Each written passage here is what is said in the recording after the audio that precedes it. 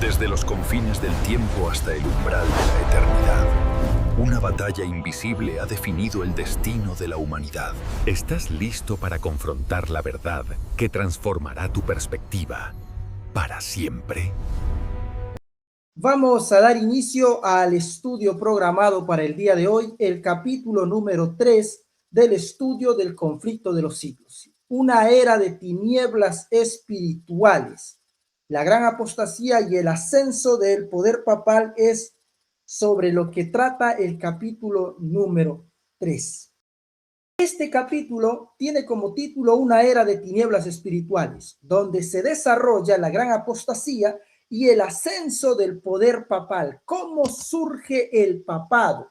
¿De qué manera surge el papado y el poder religioso más grande del mundo? No solo religioso, sino también poder religioso y civil unidos juntos, ¿sí? El contexto de esto es que el apóstol Pablo ya había anticipado esto. El apóstol Pablo había dicho que la corrupción no iba a venir de afuera, sino que la corrupción iba a venir de adentro. Recuerda que en el capítulo 2 habíamos hablado que Satanás empezó a matar cristianos y se dio cuenta que matando cristianos no ganaba nada, porque mataba uno, se levantaban 10, mataba 2, se levantaban 20. Entonces Satanás dice, esto es un mal negocio, lo que vamos a hacer ahora es que vamos a corromperlos desde adentro.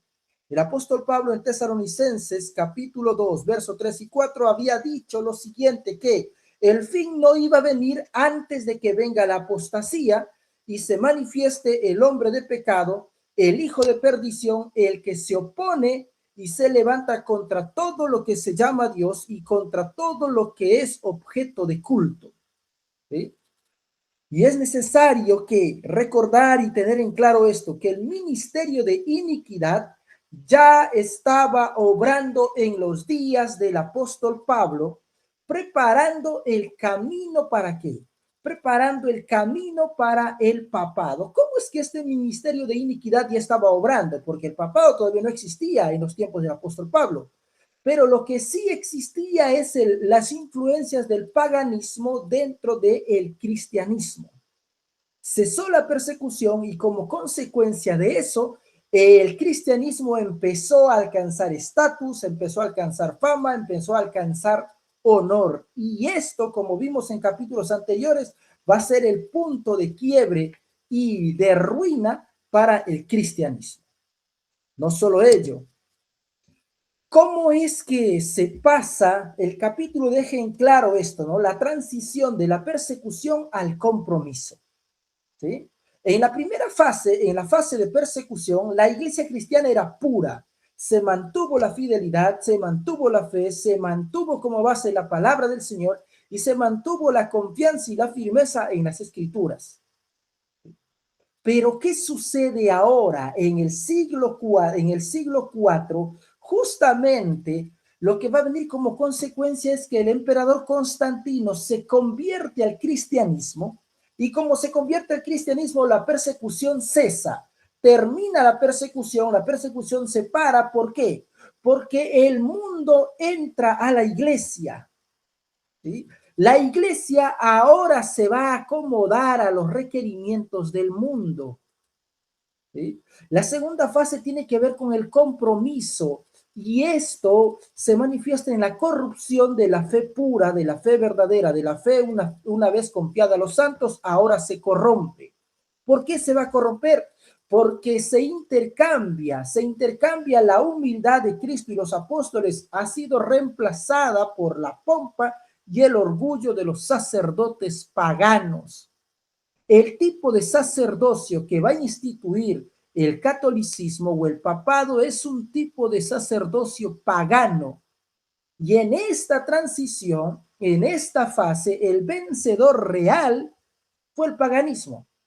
Porque el paganismo aparentemente parecía vencido, ¿sí? Porque Constantino se convierte al cristianismo, el cristianismo es la religión oficial de Roma, entonces uno puede decir, aleluya, la obra del Señor está avanzando, pero no crea eso, porque ahora cuando el cristianismo se vuelve religión oficial de Roma, El paganismo que parecía haber sido vencido fue el vencedor, porque sus doctrinas y sus supersticiones conquistaron la fe cristiana, conquistaron el cristianismo.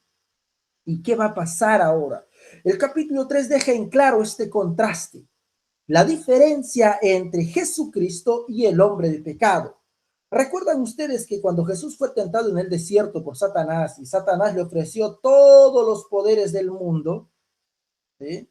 Te voy a dar todo lo que hay en el mundo, te lo voy a entregar porque a mí me ha sido dado. Tan solo póstrate delante de mí. Y Jesús va a rechazar esto diciendo: al Señor tu Dios adorarás y solo a Él servirás. Rechazó el poder mundano, rechazó la riqueza mundana, rechazó la fama mundana, pero el papado hizo todo lo contrario. El papado va a aceptar el poder mundano y se va a declarar la cabeza de la iglesia y Señor Dios el Papa. Al aceptar la iglesia el apoyo de los poderes terrenales, la jerarquía eclesiástica se sometió al príncipe de las tinieblas, dice la inspiración. Y Satanás empezó a gobernar y a dirigir al papado en la persona de sus dirigentes.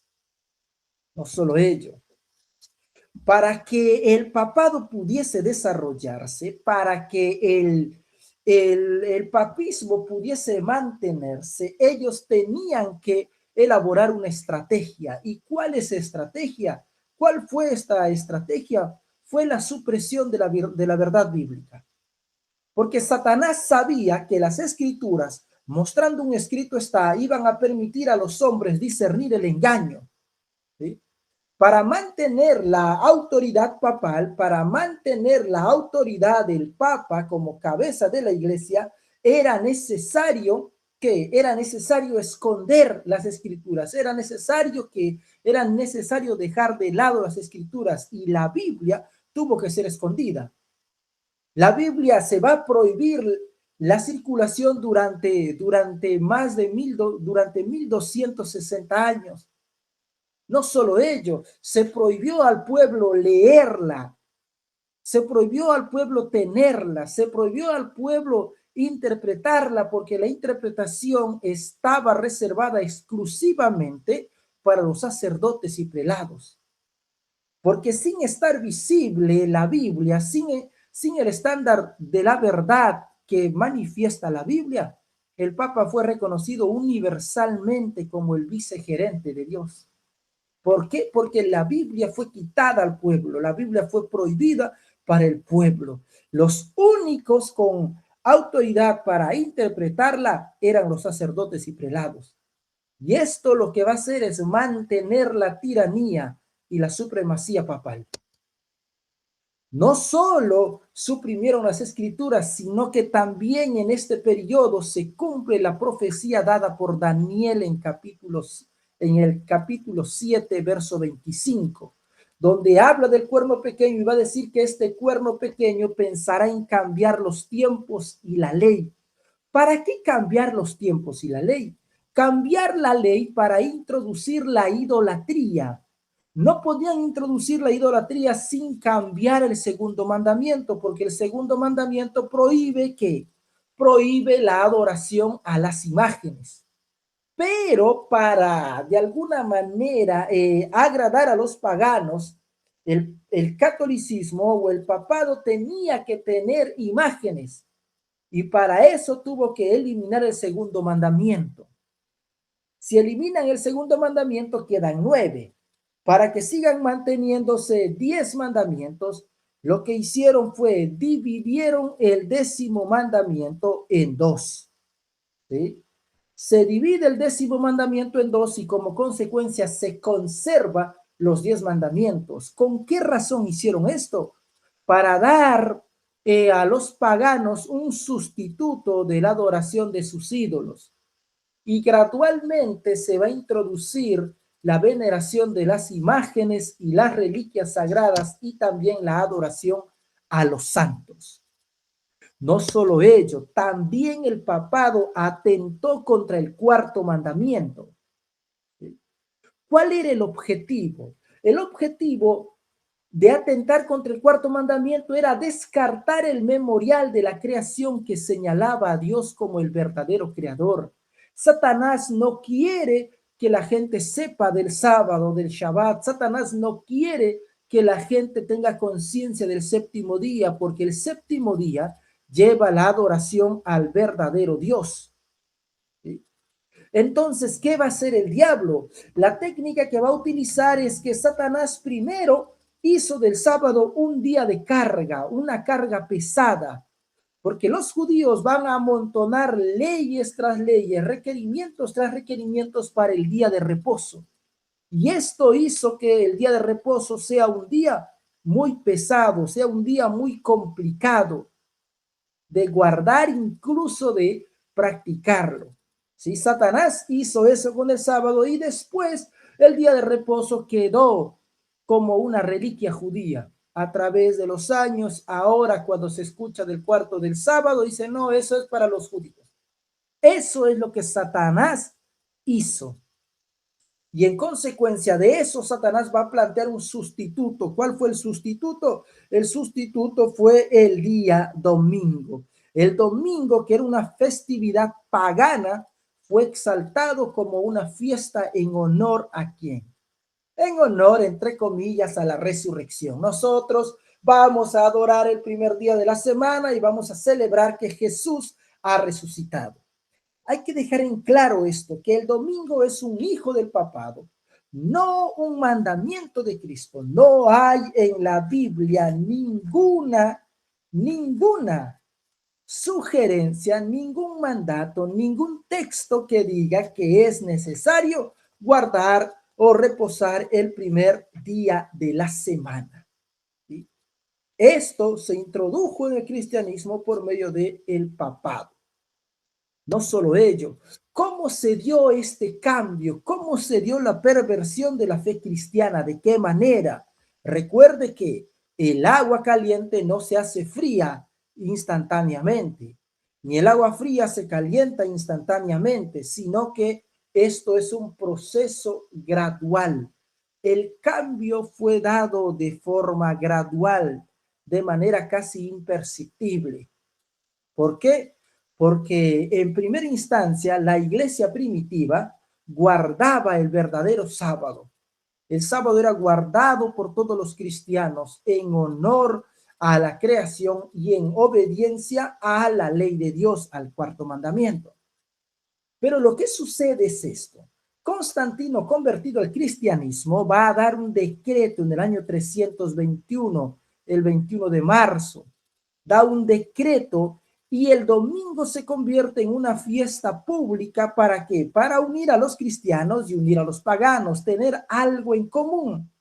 Y después, más adelante, van a ser concilios eclesiásticos y en los concilios eclesiásticos el sábado es deprimido. El sábado se va a tornar un día de ayuno, un día de tristeza, un día de lamento, mientras el domingo va a ser un día exaltado, un día de alegría, un día donde la familia va a pasarla bien, un día donde los amigos se juntan, un día para celebrar.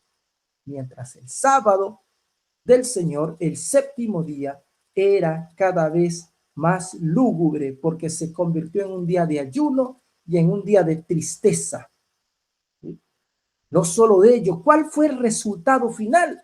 El resultado de este proceso gradual fue que la fiesta pagana es honrada como sustituto de la institución divina. El sábado bíblico va a ser declarado y ha sido declarado como una herejía judía. Esto lo practicaban los judíos, pero los cristianos no tenemos necesidad de guardar el día séptimo, sino debemos guardar la resurrección de Cristo, que fue el primer día de la semana. No tiene sustento bíblico, ¿sí? Pero el papado se abroga esto, se atribuye esto porque tiene poder, entre comillas.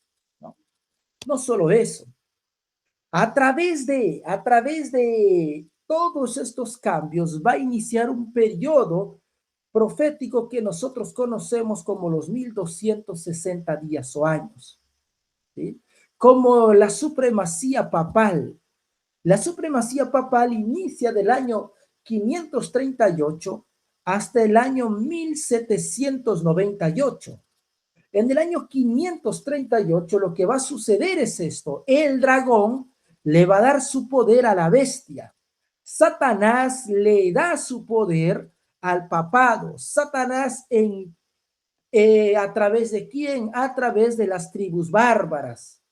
Clodovedo, rey de los francos, se va a someter al papado y le va a decir: mira, toma mi poderío militar para que prediques el evangelio. Y el papado, contento, empezó a predicar el evangelio a filo de espada. Este periodo de los 1260 días o años se conoce en Apocalipsis 12:6 como el periodo en que la iglesia huyó al desierto. La iglesia en el desierto es el periodo de los 1260 días o años, porque con el obispo de Roma como cabeza de la iglesia empezaron siglos y siglos de oscuridad. Los cristianos tenían que elegir entre sacrificar su integridad y su fidelidad a Dios o enfrentar la muerte.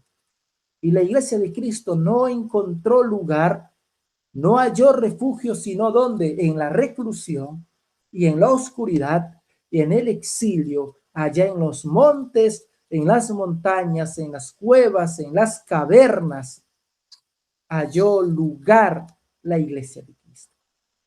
No solo ello, en este periodo de 1260 días o años, la fe fue reemplazada por las obras. Si bien es cierto que Jesús dijo que Él era el puente entre el cielo y la tierra, el pecador podía ir a Cristo y de esa manera llegar directamente al trono de la gracia, porque Jesús dijo: yo soy el camino, la verdad y la vida, y nadie viene al Padre sino por mí. Lo que hizo el papado fue reemplazó la fe por las obras. Las obras humanas, que consistían en peregrinaciones largas, en penitencias dolorosas, adoración a las reliquias y donaciones a la iglesia dice que este es el medio para llegar al Papa, para llegar al sacerdote, y el sacerdote te va a hacer llegar a Dios, porque se va a enseñar que el Papa era el mediador terrenal y ocupaba en la tierra el lugar de Dios. El pecado se disfrazó como un manto de santidad y de esta manera se puso piedra de tropiezo entre el alma del pecador y la salvación en Jesucristo. El papado dice: no necesitas ir a Jesús, sino que tienes que venir por mí, porque yo te voy a hacer llegar más rápido al cielo. No solo ello, ¿qué pasó? En este periodo de tiempo se empezó a comerciar. ¿A comerciar con qué? Con la fe. ¿Sí? La inspiración dice que se empezó a comerciar con la fe. ¿A través de qué manera? A través del purgatorio y las indulgencias. El purgatorio fue inventado ¿para qué? Para aterrorizar a las multitudes, como un lugar de tormento para aquellos no merecedores del infierno, del cual se podía escapar ni mediante pagos, ¿sí? Y vamos a encontrar en capítulos más adelante donde va a haber un sacerdote llamado Texel, y Texel va a decir: en el momento que la moneda cae y suena en el fondo del cofre, en ese mismo momento el alma de tu ser querido pasa del purgatorio, pasa del infierno al cielo. De esa manera controlaban las almas.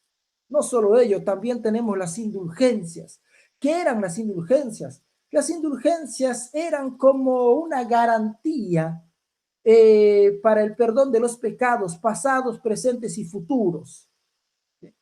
¿Y cómo se hacía este cambio? Este cambio se hacía a cambio de dinero o de servicio militar.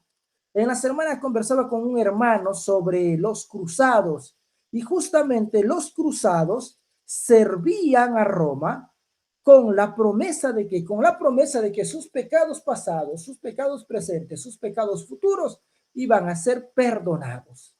De esta manera, la iglesia, el papado se enriqueció y se volvió magnífica y esplendorosa mientras el pueblo permanecía en la pobreza y en la ignorancia.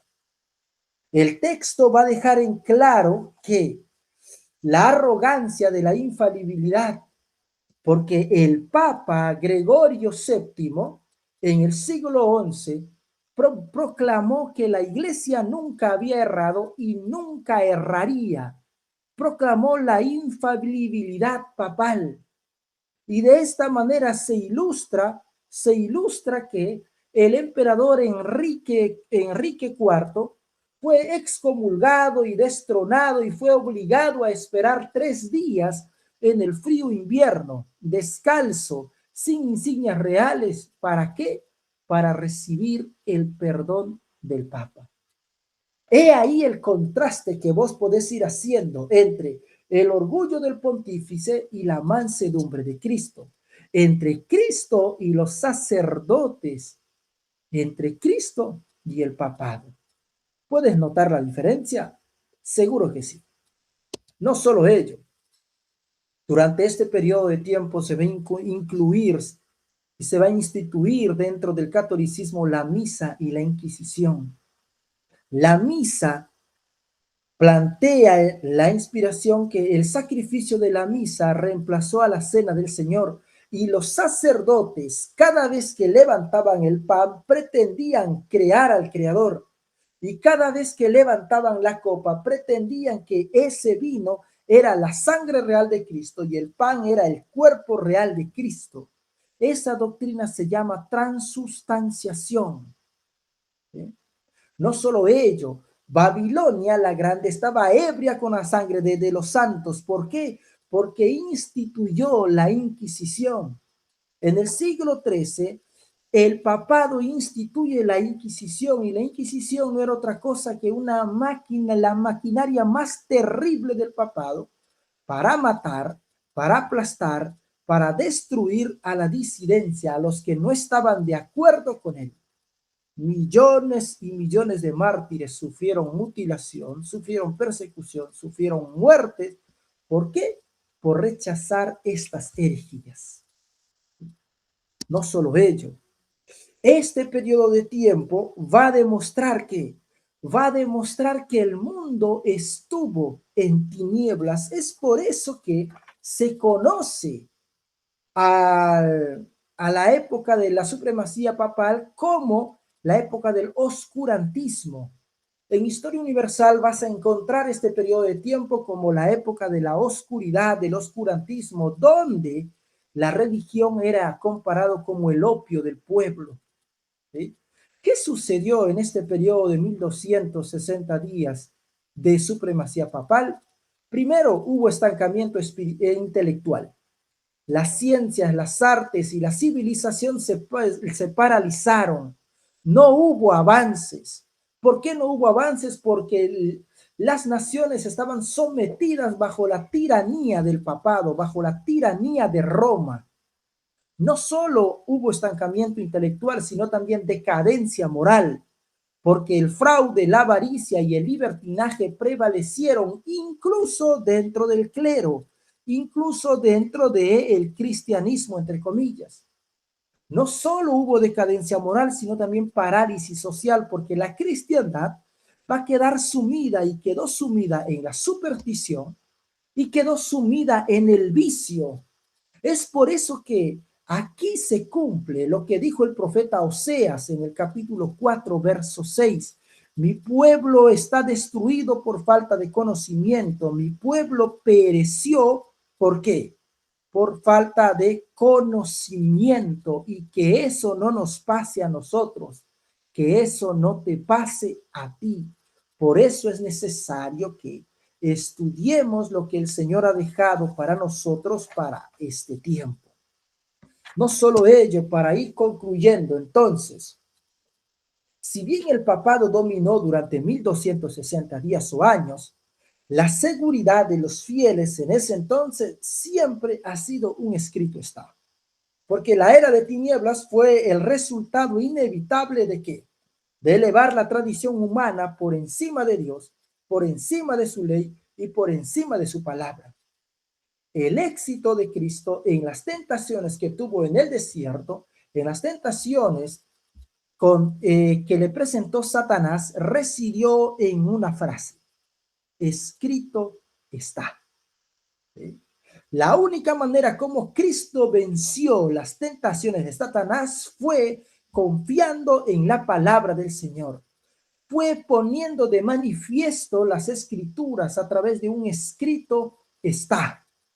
Es por eso que la única seguridad del creyente, la única seguridad del cristiano en este tiempo no es otra cosa que la Biblia y solo la Biblia. Nuestra única seguridad es un escrito está. Es por eso que Jesús en el libro de Marcos, capítulo 13, verso 37, nos va a decir: y lo que os digo a vosotros, a todos os digo. ¿Qué os digo? Velad, dice Jesús. Estad atentos, estad alertas, porque el tiempo del fin nos ha alcanzado y debemos ser conscientes que van a venir todavía situaciones terribles para el mundo cristiano. ¿Sí? De esta manera concluye el capítulo número 3, recordándonos que nuestra confianza no tiene que estar en nuestros años de cristianismo. Nuestra confianza no debe estar depositada en los líderes. Nuestra confianza debe estar depositada en la palabra del Señor, en Cristo y su palabra. Que el Señor te bendiga, que su gracia te acompañe y su Santo Espíritu te recuerde y nos recuerde constantemente todo lo que hemos venido aprendiendo y estudiando hasta ahora. Y este capítulo pueda quedar como evidencia. ¿Para qué? Para que nosotros podamos ser conscientes de que Satanás siempre ha querido y ha sido su plan dejar que las personas no tomen en cuenta las escrituras. Pero Dios ha dejado su palabra para que usted y yo profundicemos en ella y la escudriñemos para bendición nuestro y para la bendición de los demás. ¿Sí?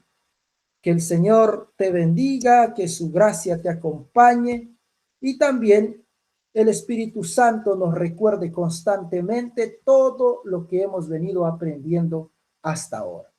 En el nombre del Señor Jesús. Amén. La verdad continúa.